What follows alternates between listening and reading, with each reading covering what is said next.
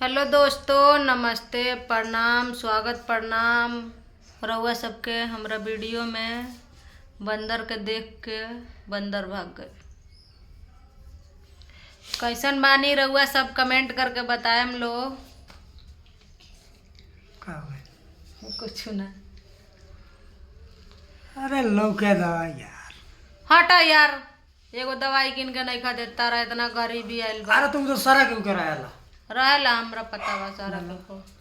तोरा में बका डार्लिंग बना देखा कहाँ बा? नहीं का हटा ब्रद घाव हो जाए।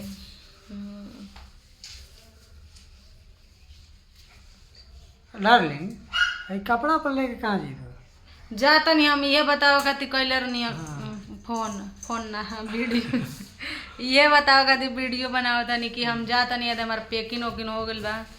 अब हम कल चल जाए इंडिया से बाहर, मतलब दुबई में हमार सूट बावे।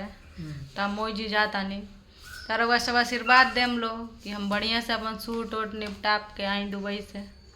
आ हई रहियन घर है तो तनी इनको पर ध्यान देम लो। तका तू का कर जइबा? तू जेबू दुबई हमरा हम घर है तो तू घर ही नु रहबा। हैं? सूट हमार बा कि तहार बा? मोछ बा हमारा ऐठन बताहरा। खूबसूरत बानी देखला। शूटिंग करे जाता रही। हाँ हम शूटिंग करे जाता नहीं वो दुबई।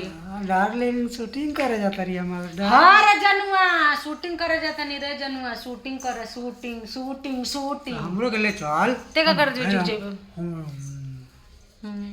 तू घर रही अल्लाह। ना ना ना हम ऐसे भूल जाए वाला नहीं। तू घर ही रही ना हम चले। हम 10 दिन बाद आ जाम, ठीक बा? ना तारा सबके बता देनी कि हमार सूट बा दुबई में।